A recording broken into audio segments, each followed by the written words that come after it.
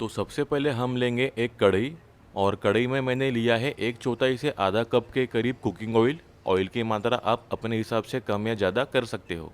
Oil गर्म होने के बाद मैंने इसमें डाला है 1 चम्मच कटा हुआ लहसुन और फिर इसके बाद जाएगा जीरा 1 चम्मच के करीब। जीरा एक बार तड़क जाए इसके बाद हम इसमें डालने वाले हैं अदरक।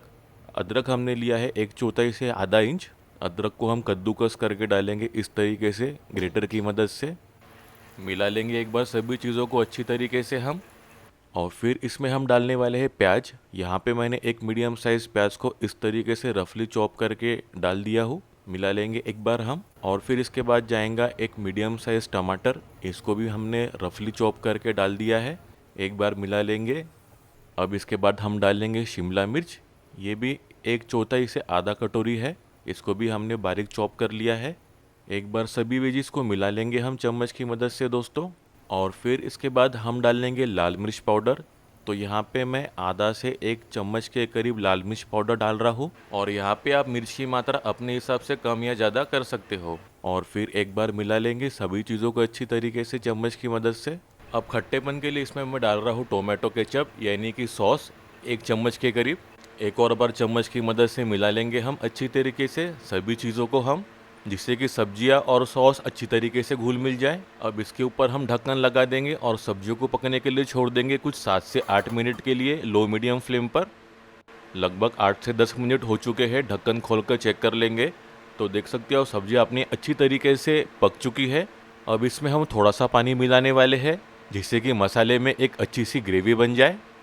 एक और बार मिला देंगे हम सभी चीज़ों को अच्छी तरीके से चम्मच की मदद से कुछ 1 मिनट के लिए। अब यहाँ पे मैंने पाव को इस तरीके से छोटे टुकड़ों में कट कर लिया है। आप इसके जगह डबल रोटी या ब्रेड का भी इस्तेमाल कर सकते हो।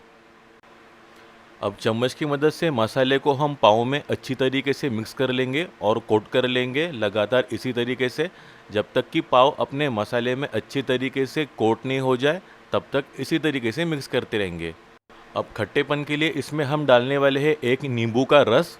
अगर आपको ज़्यादा खट्टापन पसंद नहीं तो नींबू के रस को आप स्किप कर सकते हो। और फिर आखिरी में इसके ऊपर से आएगा बारीक कटा हुआ मिस्टर हरा धनिया। हरा धनिया से बढ़िया से गार्निशिंग कर लेंगे इसकी हम दोस्तों इस तरीके से। और अगर आप चीज़ लवर हो तो आखिरी में इसमें चीज़ का तड़का या चीज़ को ग्रेट करके डाल सकते हो, इससे फ्लेवर और ज़्यादा अच्छा आएगा। मेरे मुंह में तो अभी से ही पानी आना शुरू हो गया है। तो जल्दी से आज ये मसाला पाव की रेसिपी बनाओ और घर वालों को खुश करो। वीडियो आपको कैसी लगी मुझको कमेंट सेक्शन में ज़रूर बताना। और रेसिपी आपको अच्छी लगी तो अपने दोस्तों और रिश्तेदारों के साथ इस रेसिपी को शेयर करना। और अगर चैनल में नए हो तो सब्सक्राइब ज़रूर करना। तो मिलते हैं तब तक एक नए और अनोखी रेसिपी के साथ। तब तक अपना ख्याल रखना। Bye, thank you.